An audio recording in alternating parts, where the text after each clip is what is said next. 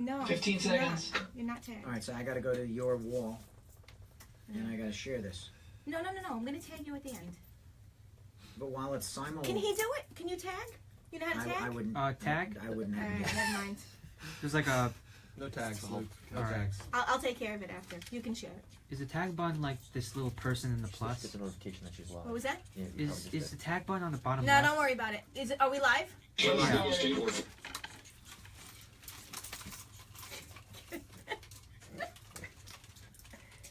Oh, it's the pen.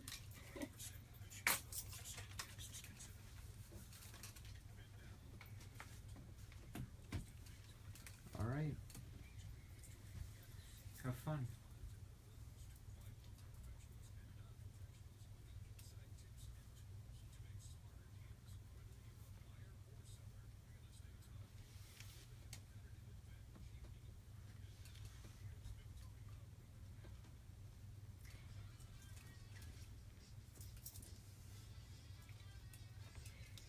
So you know why we had to come in with that, Very right? classic. Yes, Very classic. yes, because today is your birthday. Yes, I'm 39, just like Jack Benny. Oh, you're on the 39 mark, huh? There you go. Can I tell everyone what your real age is? You can give it to them in any numeral value you The want. 50. I He prefer is M. 50. I prefer how the Romans did, the people of my country. M. M. I'm M today. Tomorrow. Tomorrow. Yes. Happy birthday. Thank you very much, That's Victoria. Yeah, so you are now the oldest person in the studio. I'm the Woo! eldest. Love The it. eldest. The eldest. And the wisest? Let's quit while we're ahead. I'm the eldest. All right. Well, I am Victoria Rivadeneira, and we live video stream from New York's WOR iHeart Studios on Facebook.com/Victoria RIVA every Wednesday at 12 p.m. Eastern Standard Time. Our show airs on AM 710 every Sunday morning, and our podcast can be found on retalkradio.com. And you are listening to Real Estate Talk, and I am here with the birthday boy, Phil Ferranda, and we have a very special guest here today, Dave Greenwald Hello, everyone. from Trust Stamp. And Welcome we'll- back, Dave. Thank you. Glad to be back. Nice to have you here. And we also have Ralph T. Bucknera, and I know I said it right this time. You did. You got it perfect. Residential Home Funding. Thanks for having me back. Yeah, thank you. Thank you all for being here. Certainly. So, Phil, it's your birthday, It is. Tomorrow. and guess what I got? What did you get? I got a gift. Tell me all about it. You see, I don't like gifts. I just want, give me money. I got a gift of money. Really? I did. What was the occasion? I don't know. So, Okay.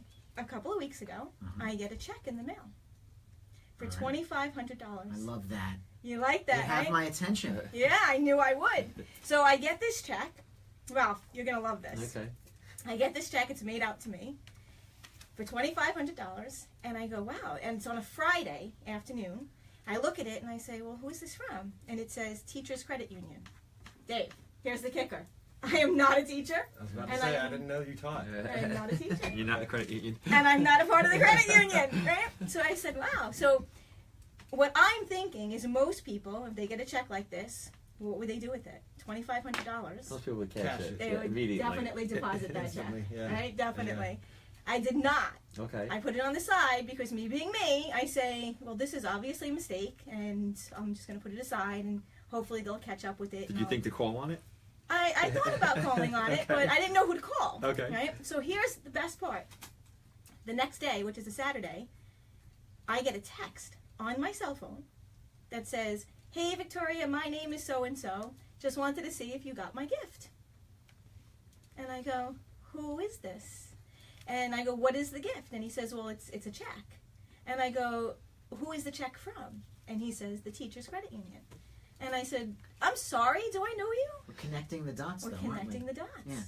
So I go, do I know you? And he says, well, we have a mutual friend. And our mutual friend is the CEO of, whatever company, who is out in Denver. Okay. And what he didn't know is he pulled that from social media. But what he didn't know is that I am really good friends with this person.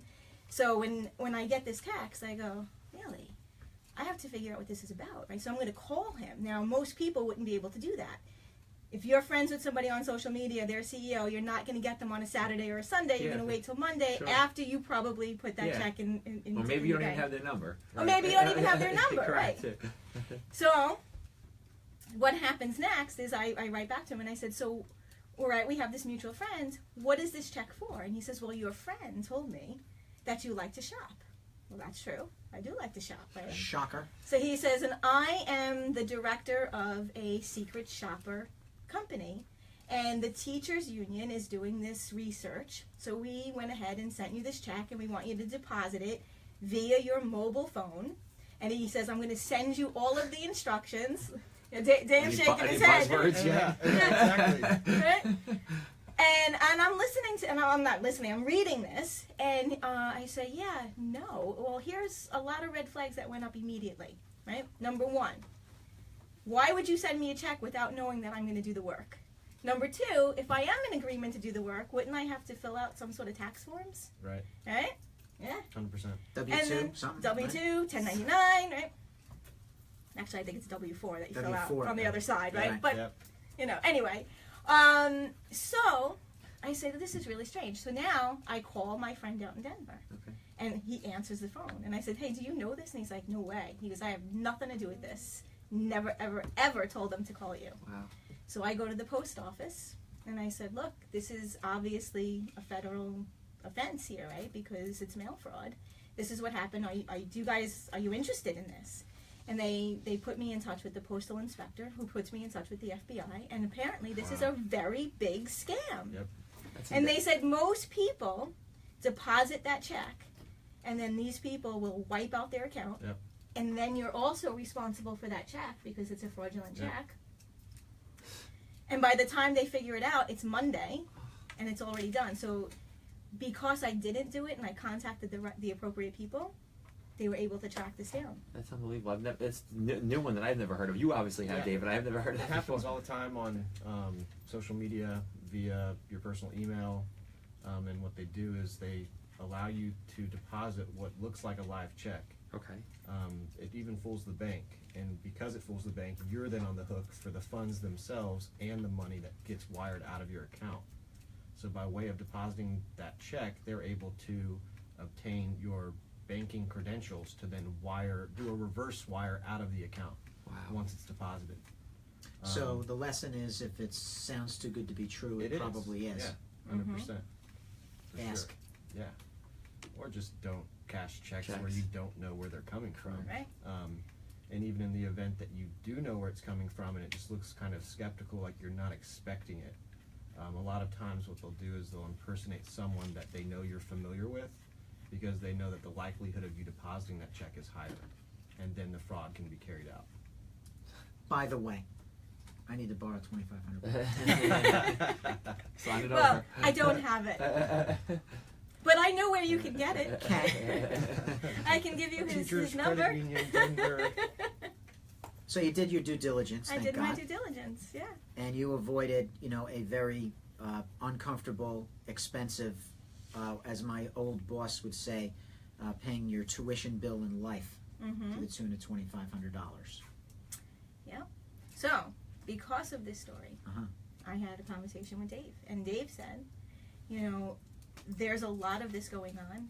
Wire fraud is very Prevalent? prevalent, yes. Thank you. That's a good word. Thank you. I'm actually looking for his bio right now, which I don't have. So Fine, I fine. want to Trying remember introduce him. my thesaurus. Yeah, I want to introduce Dave because he's a very impressive, very, very big deal. He is a big deal. Right? Ralph, isn't he a big You deal? guys It's a huge deal. You guys are I just too found much. out. You guys are too much. He is a big deal. Yes. So let's tell everyone what a big deal he is. So Dave Greenwald is a okay, I'm just gonna totally mess this up. He is a Fail serial fail forward. John Maxwell. Awesome. All right. Dave Greenwald is a serial entrepreneur who has spent his entire career. I can't even see this because I'm not even as old as you. So here, can you please read this? Okay, hold on, let me put on my reading glasses.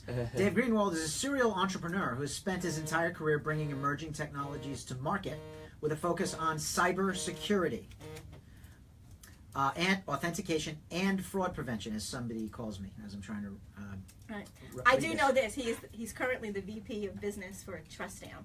And we know TrustAmp because he was here Yep. before. And TrustAmp Yep. is very involved with agent safety Uh-huh. and the National Association of Realtors. So biometrics, facial recognition software. cybersecurity is no small thing. It is one of the big emerging industries we've got. 100%. So this is the reason that we asked Dave to come in today. You know, I shared the story. He's telling me about wire fraud, and I asked him if he would fly up to New York and do the show again, and he has graciously accepted. Hey, you're trying to steal my thunder here. Just trying to help out here. Yeah. Just your story has given me 1,000 questions, so I can imagine how many questions other people have just from that. Because you seem to recognize what she was talking about, but I'd never heard of that scam before, and I've heard of a million scams, but not that one. There's a new one. Yeah, it's crazy. There's a new one every day, Ralph. A new scam every day. I would imagine an erudite mortgage professional such as yourself has seen his share of these sorts of scams. Sure. Yeah, I mean, and just now more than ever, you get 2 email scams a week asking for bank information or PayPal information or whatever it is, and it's just easier and easier if you're not looking for these phishing emails that you can get. That's exactly right. Get caught up in it. So I haven't seen too many where they're live checks at this point, though. That's something new. There's all kinds of fraud. It's unbelievable. There's somebody thinking up a new scheme every day. Yep. But I actually really want to turn this over to Dave because Sure. he flew all the way here to talk about this, and it is a prevalent And important. topic and very important topic. So please, Dave, tell us about what's going on with wire fraud. Yeah, so I mean, in general, these fraudsters are finding ways to compromise your means of communication, whether that be via text or email. And what they'll do is they'll send what seems like an email from someone that you're familiar with, or even if it's someone you're not, asking you to click on something. And once you click on that link, they compromise that device. And from that point forward, they can actually, from a distance, see what you're doing, how you write, how you sign in your signature, and they're waiting for the later stage in a financial transaction to then pose as you and complete that wire transfer. And so it's just them sitting there silently watching, which is super creepy in general. But they can tell like the vernacular you use and how you write, and they pose as you in the very end of that transaction to route the money in another direction. And once it's gone, it's gone. There's no insurance you can buy. So they play a long game also. It's not just something that yeah. happens overnight. It's something that they could be following you for a long period of time. Oh yeah, and this is 2 guys in a basement all the way to an entire office of people in a very sophisticated outfit. Offshore. Every day, offshore, inshore, doesn't matter. The money rarely stays in the States because if it is, it can be traced and then it will be brought back to the bank in which it was defrauded. So much of the money that is defrauded goes overseas so that it cannot be traced. So I have a question. How does this relate to the real estate industry?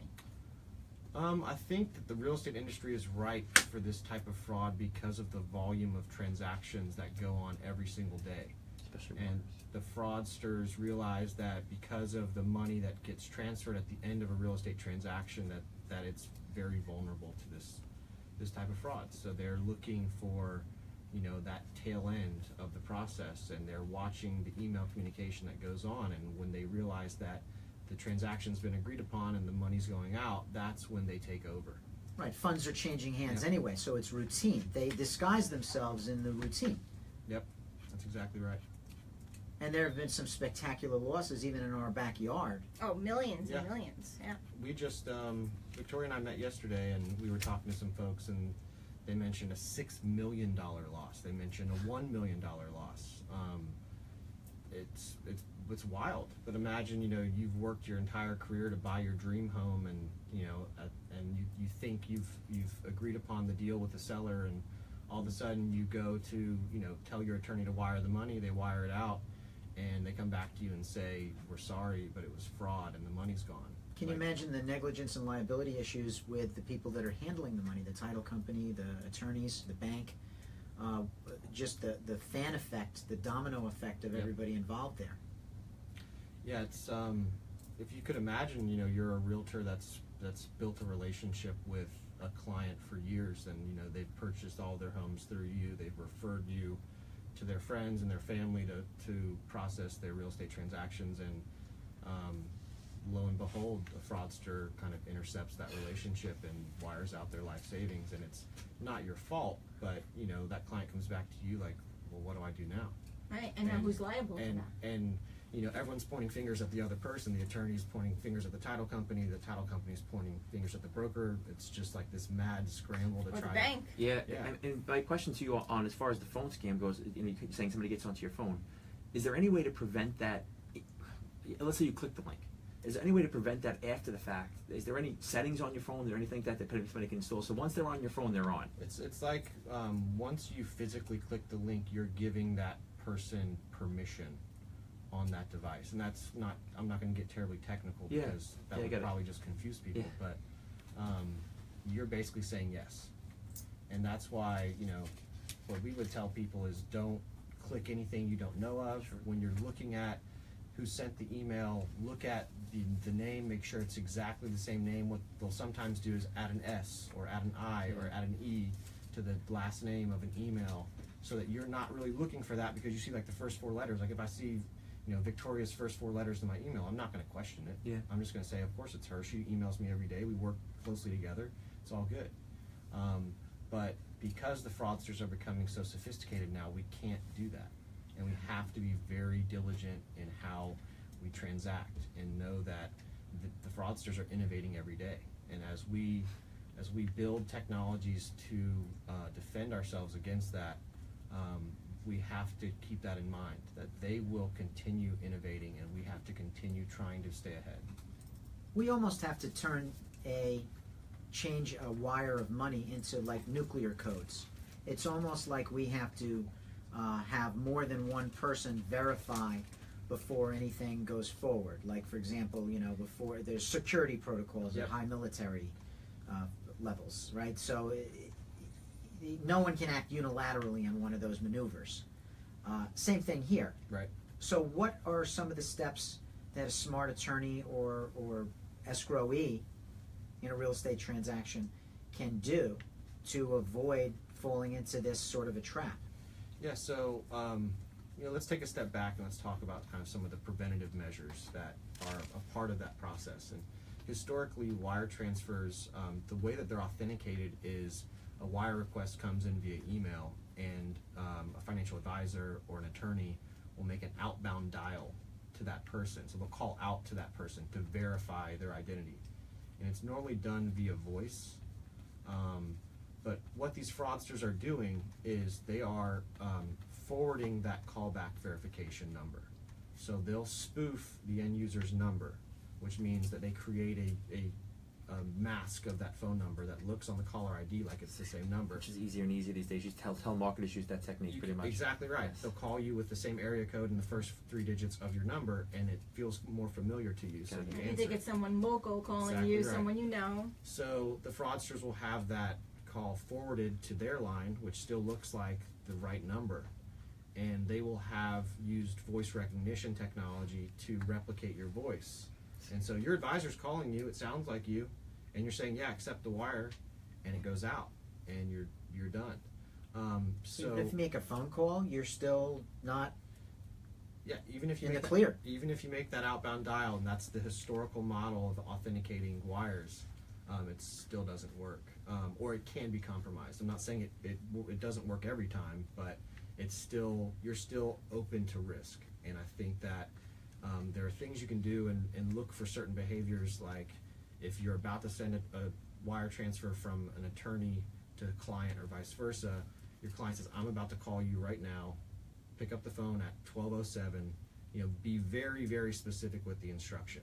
And then you kind of have these checks and balances that you can try and mitigate your risk a little bit better. But how many people are really doing that? They're not. And I, prior to Trust Stamp, I was with Pindrop Security, where we did like call center fraud prevention, and this was a big part of it for people like E-Trade and TD Ameritrade, who were clients of ours. And the only way that we were able to kind of fit in that authentication model was to literally sit on each of these calls and verify the device that was used, geographically where the call started, and take in all this other data that was traditionally not used to verify each party. But you're talking about a multi-million-dollar investment that then creates this security blanket over that transaction, and a lot of people still aren't using that. Just a question as far as when the wires, you're saying once the wire is out of your account, it's gone. The accounts that it's going to, how the fraudsters taking the money out of these accounts, or where the accounts just offshore? So it's just yeah. so You're talking everything's about, offshore. Everything's out of the country. You're talking about West Africa, Eastern Europe, Southeast Asia. Got it. These are traditionally unbanked countries. So there's no government regulation that's coming in and monitoring where the money's coming in from. Quite frankly, the countries are just happy to have the money. However they can get it. Yeah. So we're every day it's a fight, and we're just trying to help educate and start looking at ways of preventing. Well, that's awesome. When we come back, Dave Greenwald from Trust Stamp is going to dive in a little bit more and tell us some of the wire fraud losses that you've actually uncovered in your research. I'm Victoria Rivadeneira, and you're listening to Real Estate Talk on New York's AM 710 WOR from iHeart Studios. Okay. Wow. One day, a home with interest rates go up. I either need you to speak up a little louder or move closer to the mic. Because you're a little on the radio. I'm good though, right? Yeah, you're good. These are the questions. Yeah, if we could start. We Can already you covered imagine? this one. No, When we come back, it's you're gonna actually talk about blowing my what mind we're a little gonna bit. cover. Let's start how here. Okay. far it's gone. Because there's just some numbers and figures that I want to throw out there that are just alarming Okay. when you talk about just the total losses. Okay, listen. I am all for that. Shock rate. Let's scare the living hell out of people. That's what we're going for. That's exactly Yeah. what you're trying to do. Well, and it's funny. We're not doing anything other than throwing some facts down, right? That's right. Nothing made up. Just remember, there's lies, there's damn lies, and there's statistics. That's right. But these are actual factual events. Whoa. Yeah. I cannot imagine. Scary, right? We've had jewelry thefts at open houses. We've had, we've seen things. Laptop disappears. But to have that kind A of money, cord. yeah, a cord. We've lost a cord. But to have that kind We're of blaming you, Ralph, by the way. What kind of cord did you lose? We lost our audio cord. There's no way he stole an audio cord. Yeah, I think your guy did. I did. That's my story, and I'm sticking to it. That's There's it. got to be cameras in here. I see. What's his name, John? Andrew. Andrew. Yeah, Andrew that's took it. the audio cord to Nigeria. Maybe go in the. Where was the cord? Where was the cord? It was over there where he was standing. That's why he did it. All right, so once we freak out about these statistics. Right. So when we come back, you can tell us some of the research that you did, Yep. and then I'll ask Yep. you. What do you want me to ask you? Just let's start there and then go to. What is the state of the email phishing? Yep. And then we can just start here and go down Okay. as you wish. You already I covered was this. coming back in 20 seconds. So we're just Everyone speak directly into the mic.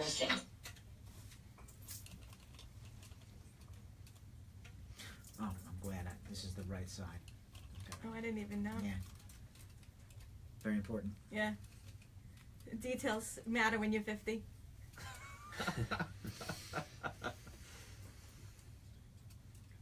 Pop.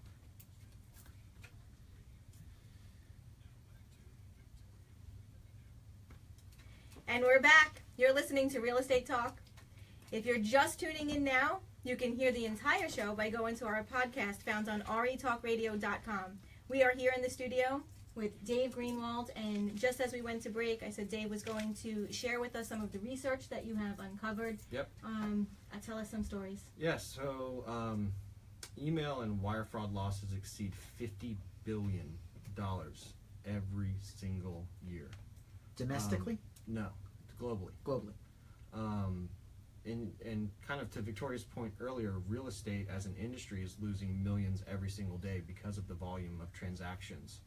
And so through our work with NAR and working with the real estate industry at large, we've seen a number of significant losses from various sides of real estate. The Chicago Tribune recently published an article where there were 4 different wire frauds with transactions exceeding $2.5 million. We spoke with a broker at Midyear that had a $100,000 loss.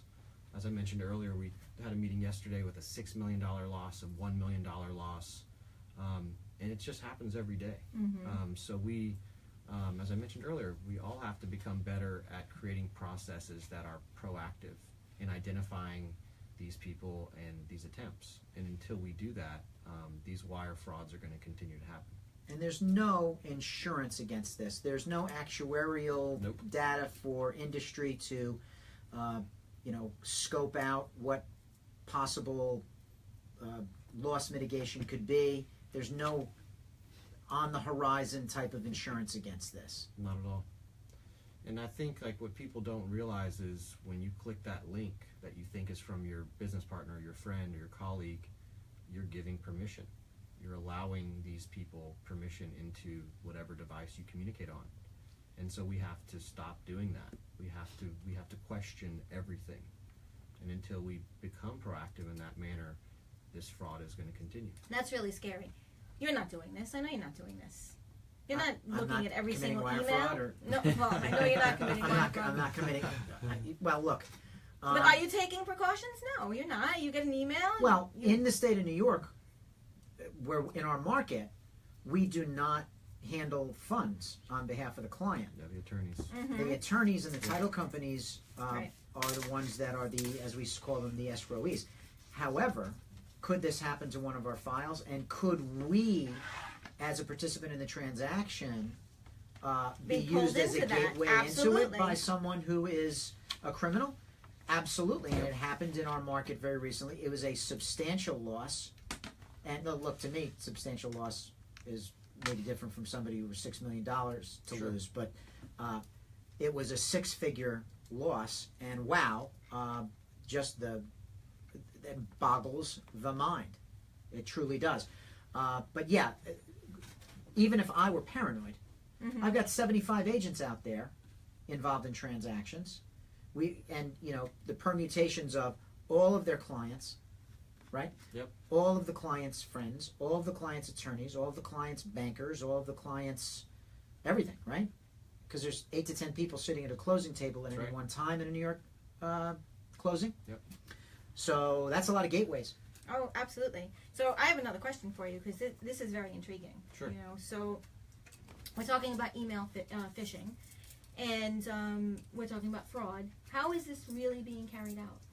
Sure. So, kind of as I mentioned earlier, they're doing this reconnaissance throughout either the transaction itself or just your general day-to-day email communication. So they're noticing that, like, Victoria signs sincerely, Dave signs cheers, like you sign regards. They know that maybe I use my initials in my signature versus using my full name. They're watching these behaviors and these mannerisms, and they are able to impersonate you. Jerks. Yeah, it's insulting, You right? know, along with the impersonation question, can I ask you if all these new tools on the internet that help these sites follow your tendencies, like Yep. if I'm on Facebook searching for something, then all of a sudden I'll see advertising for those. Are they helping scammers in this kind of situation, or I don't know that advertising and You mean the cookies redirect kind of just thing? it's the following tools? I don't think that they're tracking your behaviors and how you interact with websites and what you Okay. search for. I believe it's against the law for them to track how you communicate. That's a really good question, by the way, because the other part of the pendulum swinging here is that, we don't want people to be afraid to buy something on Amazon. We Right. don't want people to be afraid to buy a loaf of bread, Sure. right? This is very specific to a certain silo of industry. And the fact that, eBay knows that you're looking at an iPhone case doesn't necessarily mean that they can be a gateway into stealing your identity over there. I guess it starts with an email hack. Sure. I mean, that's really where it starts. Yeah, but it's not to say that It's a really good ad question. tracking can lead to targeted advertising, which can come in the form of an email, which can contain a link, which could then be used to ransomware your device. Oh, you're killing me. And Yeah, this and is start- scary stuff. And start, the process of email phishing. And so, again, it's just, if you didn't email someone asking for a link, and even if you did, you better verify that it's coming from a trusted source, or you will be next. So secure email is a thing, not just at the governmental level. It is, but I think traditional means of email encryption even are, have been proven to be compromisable. And what we need to start doing is looking at ways to innovate that traditional model and be better at authenticating who is sending and who is receiving. How? Well, I mean, I don't want to brag on Trust Stamp, but Brag on But Trust Stamp. Trust Stamp does have but some. If there's some sort of- industry that has something in the lab, yeah. I need to walk out of here without tears in my Yeah, eyes. so you know, we play in the biometric authentication space, and we believe that biometrics are one of the only forms of uniquely identifying someone. So in the event that there was an application where you applied biometrics to that process, I think that it would be well received, and I think that it would give people a high confidence of who they are communicating with, and knowing with certainty that it's coming from or being verified by a trusted source. So my thumb on my home button on my iPhone is a biometric. Yes, but it's It's rudimentary. I don't want to burst your bubble. It's not enough. Yeah. There was a college or a education organization in I believe it was China or Japan that took a still image of someone's thumbprint from 30 feet away and replicated it and got into their phone. So Why can't these people do something for good? I mean, you know, that kind of effort. You know, I thought crime was supposed to be some sort of like a shortcut, the right? Yeah, this is a lot. There's a lot going into this. This is working at NASA, not working on. Yeah, we could get to Mars. Can we recruit some of these guys and get to Mars, cure cancer Probably or doesn't something like pay that? enough. Look, they can That's get exactly millions. right. Think about it. I mean, if each hit that they get is 7-8 figures, and they're only making a couple $100,000 at NASA. Like, Yeah, Yes. Which job are you going to take? And you're living in a country where it's not going to put you in jail. So does Trust Stamp software is it unique to Trust Stamp, or is it will it integrate with a facial recognition software on your computer or on your? Yeah. So just to be clear, Trust Stamp. What makes us unique is we combine facial recognition with something we've patented called proof of liveness. Okay. There's a lot of facial recognition players out there. It's Okay. a very crowded space, to be blunt. Well, you see it more and more now, even on your desktop computer, Yeah. they all come with facial recognition now. So it seems like it's more and more now, easy to access. Yeah, so what we do is we combine that facial scan with proof of liveness, which is our unique ability to determine there's a live 3D human in front of the camera, Okay. instead of a picture or a 3D printed image or a video of a face that they then put in front of the camera to spoof and to basically deter the process. So we believe that combination makes us very unique in the space and provides a more holistic and comprehensive analysis of that individual to identify them. Sure. So with your cybersecurity background, do you see this fraud progressing? You see better scams each day? Absolutely, and it will never end. I would love to say that we're going to eventually invent something that's going to wipe out fraud across the world, but that's never going to happen. They just adapt. Yeah. And for us as a business, we're going to continue to innovate and bring to market technologies that help combat these fraud issues. So, I'd love to say it's just going to go away, but it's only going to get worse. That's a scary thought. Yeah, it is. It definitely is. So so it's like a virus that what do you call it? They mutate. Yep. Right. So and when you have to update your computer virus software, it's because they're always coming up with new code when they're trying to give your computer a worm or a virus or a bot inside it that'll steal your information. So the most common ways for someone's security to be compromised sound almost completely along the lines of clicking on a link. Yeah, I wouldn't say that's like the dominating way that it's happening. I'd say that in the way that fraud is trending at the moment, that phishing is one of the biggest trends that we're seeing. But again, the consumer industry and the enterprise will start being able to combat that, and the fraudsters will invent ways of getting around it. What else have they used? Ransomware attacks are huge right now. Phishing attacks are huge right now. Talk about that. What does that mean? Yeah, so ransomware is where they actually take over your device. Phishing is where they take over your email account. When you look at fraud in general, there's 3 ways to rob a bank, right? You can go online and try and siphon money out online directly on the bank's website. There's enough protocols and cybersecurity in place to where that's really hard to do. You can walk in a bank with guns and try to rob it, and that's very unlikely that you'll be successful.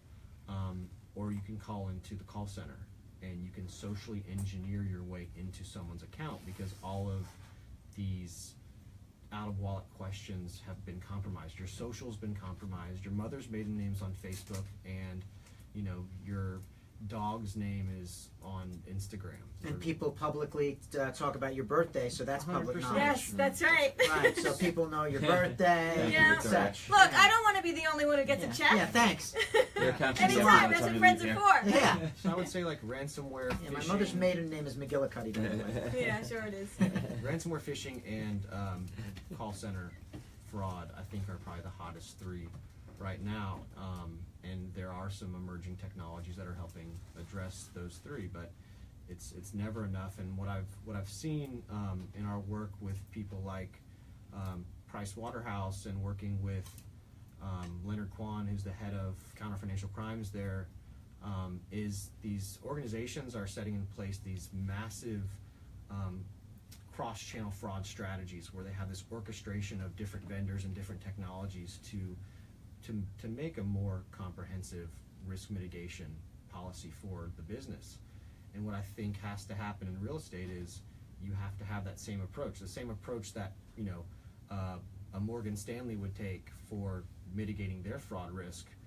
A massive brokerage should be doing the exact same. Like the dollars that are being lost at the bank are the same dollars that are being lost at the brokerage. Yeah. And for whatever reason, there hasn't been that shift in No. the way that people are protecting themselves. That in the real mindset has estate definitely industry. not shifted. So, and that's kind of my question right now. So, what do people do to prevent, especially the 3 that you just mentioned? So you have people like Trust Stamp. You have people like Pindrop that I was with prior. You have a ton of endpoint security companies like Masergy that kind of secure the endpoints of your internet operation across a business. But I think like the point I'm trying to make is you can put these in place and orchestrate them in a way that really protects your entire operation. If you just get one, you're not safe. Like it's not the same as buying a single life insurance policy. It's buying like fully comprehensive coverage for everything you do and every risk exposure point in your business. But you have to look at it from a technical perspective, and it's not like you're only looking at like the day-to-day ways that we interact and how we do business. It's where are my vulnerabilities across this cybersecurity spectrum in which I live in as a business, and how am I helping to reduce those risk exposures that I have inherently. So, what I'm hearing though is that that's the mindset that has not been developed. It's interesting to me that banking operates in a totally different way than real estate, even though there's so many similarities in the way that people transact in both industries. Banking has taken heed to a lot of these mechanisms that can help prevent fraud. Truly, they have. And real estate just hasn't made it there yet. But we're going to keep pounding on that door, and we're going to keep educating, and I think over time you'll see that shift happen. I think NAR is behind it. I think they're pushing. NAR being the National Association of Realtors. And they're, we were fortunate that they, invested in us, and now Invested in Trust Stamp. Yep, and now have them behind us, and we're going to keep pushing forward. This explains one thing why, in many cases, when we are dealing with a lender on a sensitive matter, for example, a short sale or doing something on behalf of a client, that the bank will insist that we fax them something, which is so 80s, so vexing. Who has a fax machine? And Yeah, you say, exactly. are you kidding me? Why can't I just email it to you? And they don't explain fully why. They just say, no, you have to fax it. But that is probably the most plausible reason why I would want Yep. to fax them something instead of emailing them something. So I'm not as familiar with fax fraud. Because it doesn't exist. Actually, I will challenge that. I've never researched it ever. I would guarantee it's happened. I'm sure it's, yeah. Someone I'm sure sends there's a fax claiming to be you. It goes to the right person. They then send one back with your wire instructions, and the wire goes out. I'm sure there's been Scout Cookie fraud. Yeah. But I'm simply saying that it's.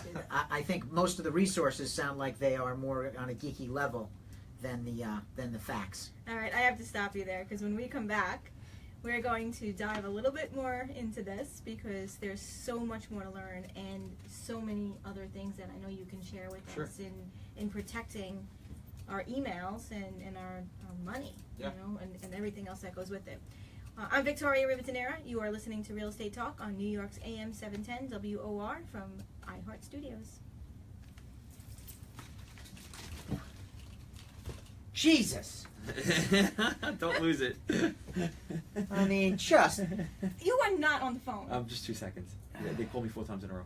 I haven't done another step. He is on the phone. Always break, doing right? business. Yeah. Come on, let it be.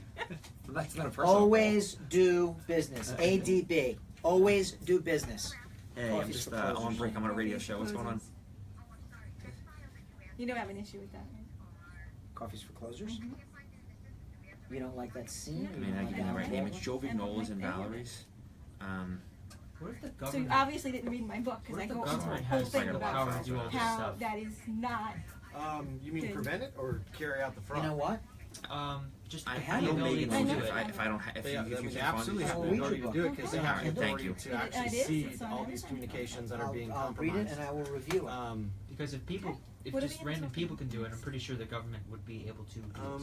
Does Ralph have any like real life stories of fraud? And Yeah, we got to bring you in here. I mean, the only thing I've seen is fraudulent title companies or attorneys taking wires, but we've I mean, now we've vet You the know, it's so companies. funny because yesterday we were at the title company and you know what they said? What?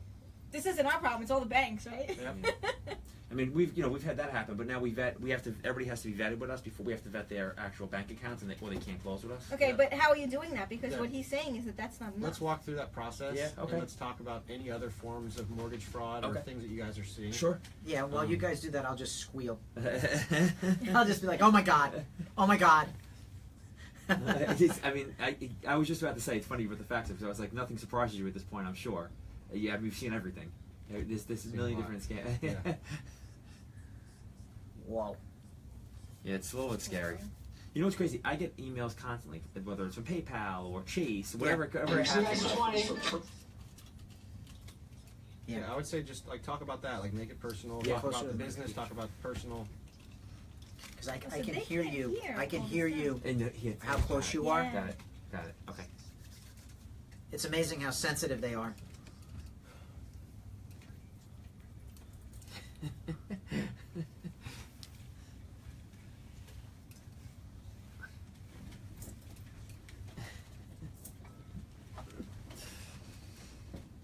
And we're back. You're listening to Real Estate Talk. If you're tuning in right now, you can hear our entire show by going to our podcast found on retalkradio.com.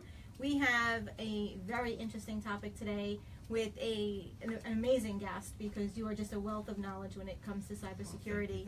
Thank you very much again. Ralph, I wanted to ask you, you know, being on the banking side, what is it that you're doing to prevent these wire transfer fraud? And, you know, obviously, I've witnessed a lot of wire fraud and attorney fraud and title company fraud over the years, taking wires that were meant for somebody else. Right now, what we're doing is we're trying to vet the companies up front. So we're checking their bank accounts and then How are checking you doing that? We're going through the wiring instructions. We're actually checking their account numbers on the bank accounts to make sure it's a real bank account that really is connected to them. But by the signs of what I'm hearing, that may not be enough to it. Yeah, I mean, I think it's not about like that not being enough. It's just creating more of a comprehensive process. So, you know, I'm sure you guys are doing a huge job. You know, a great job. You guys are a huge company, and with that said, I'm sure the process is comprehensive to your standards. But what I'm trying to stress on this show is you have to continue to improve and always evolve. Well, because that person on the other side of the transaction, even if we vet their account could be compromised. Yeah. So just we're 100%. back to the same thing again. Where Third base. yeah, exactly. So even that's, we probably have to do more. I mean, just in my personal life, anything I have an account for, whether it's PayPal or it's Venmo or it's Chase or whatever it is, I mean, I'll get something once a month that's fraudulent based around those accounts. I mean, literally that often I'll get something that says, hey, your PayPal account is, you click this link or whatever. And I always, to this point where I actually had an incident once, it was Chase, this is probably 5 years ago, where I actually logged into and put my log information in. And luckily they caught it immediately. They started to try to take money out of the account. Yep. But I did it for one time. So now I actually check the email address to see exactly where it came from, because it's usually not the same as what the name is. Yep. But yeah, I mean, I think I get stuff a few times a month in regards to just phishing scams. Yep. And you look at, I mean, there's tons of these scams. It was interesting. My sister and my grandmother were scammed years ago. And they're connected on Facebook, obviously, and I guess I'm not on social media, but there's like some sort of association Yes. because they're family members, and you can tell that that's Sure. my grandmother and that's Stacy's grandmother. And they called my grandmother and they said, this is Stacy. I'm in jail. I need you to send bail money here. And it sounded like Stacy. She thought it was Stacy. It's her granddaughter, so of course she's gonna immediately feel inclined to Sure. help her. Had she sent that money in, they then would have had her credentials. They then would have been able to draw money out. It would have been this whole process, and then So it's not even about them getting that initial payment. It's about getting everything all subsequent the to information. that. I mean, it can be. I mean, it can be a volume play where they take these little chunks of millions of people, and it's just kind of constantly churning money in.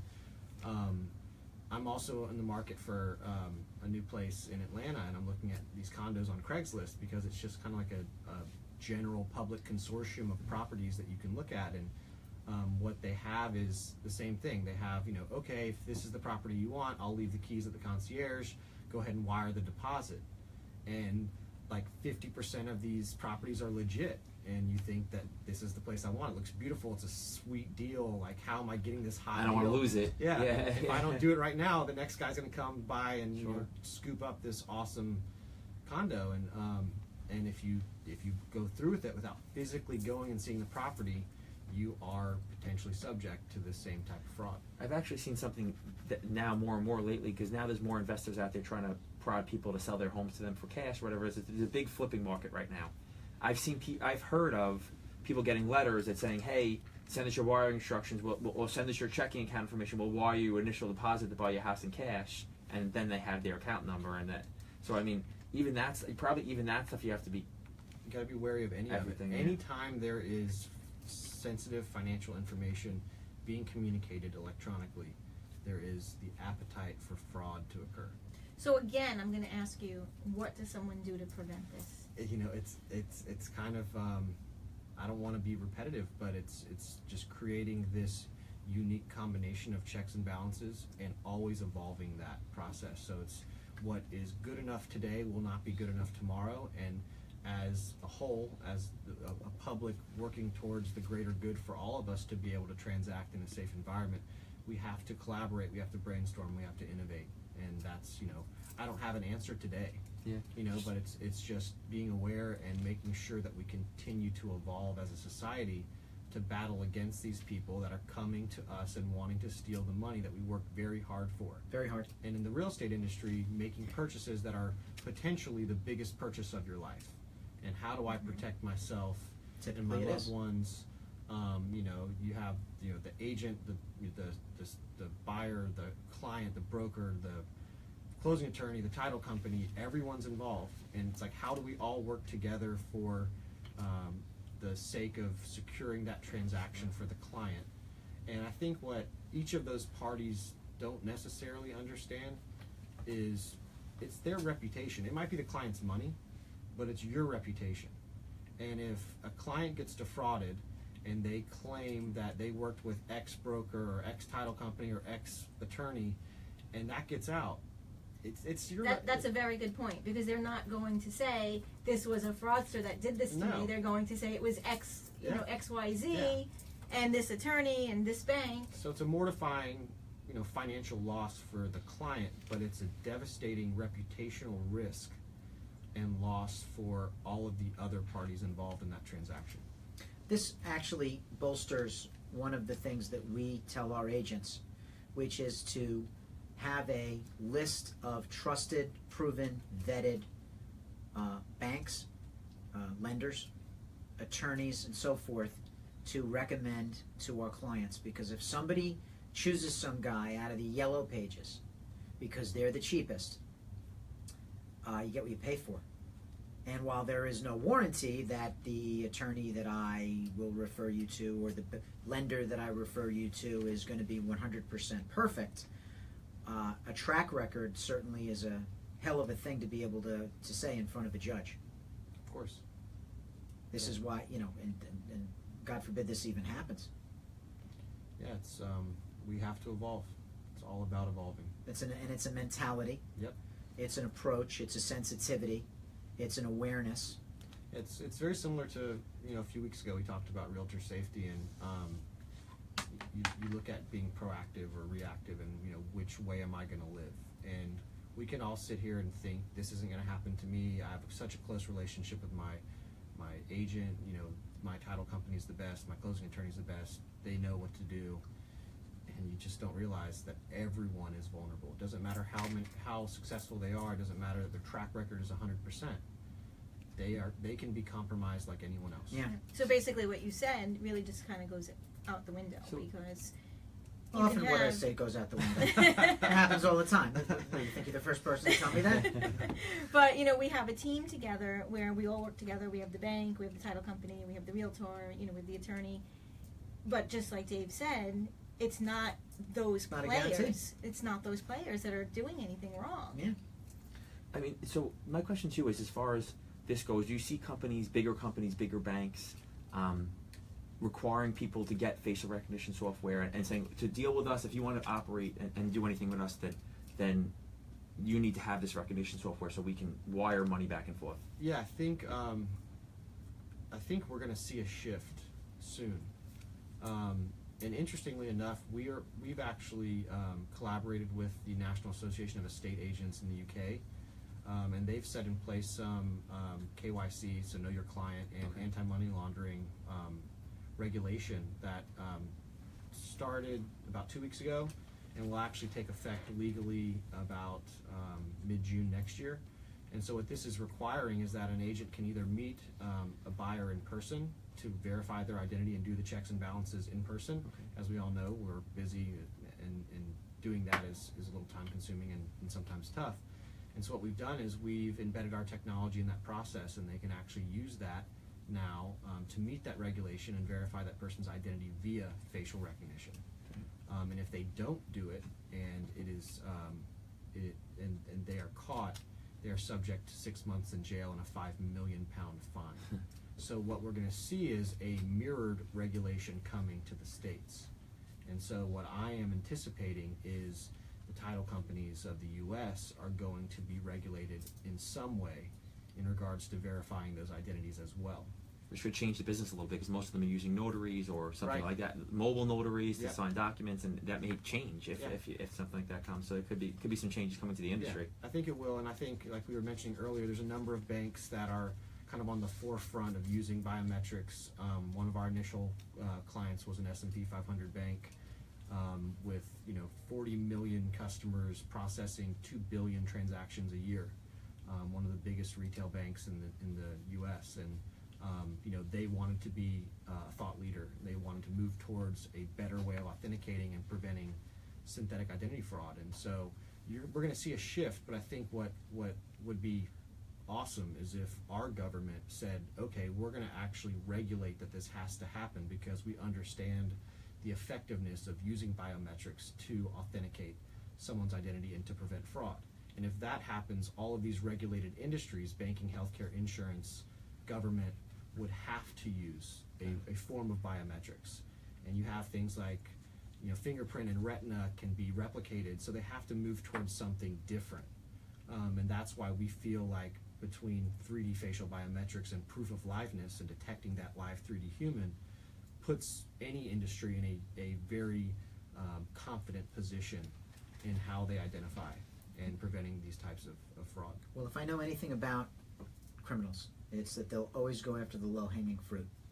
So whatever layer of security you can add, you will deflect their attention to someone who is taking fewer measures to ensure that security is in place. So that alone is a measure of comfort. Victoria's going to tell me why I'm full of it in a second now, but just my Cro-Magnon half-century-old thoughts on it. Everything you're saying to me seems like we've made technology so easy to complete these transactions now, and it's also made it easier for people who commit fraud to steal the money. Yeah, and I think the way that I think this can really take off is if you create technologies that are that have low levels of friction and either enhance or are equal to the existing customer experience.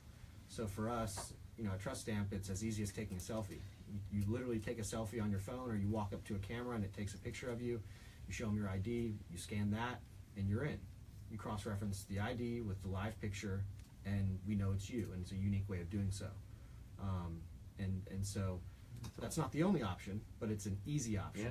And so just as things are seemingly easy for these fraudsters, if we make it easy for the consumer, then applying these technologies. That's the key right there, making it easier for the consumer. Yeah. Okay.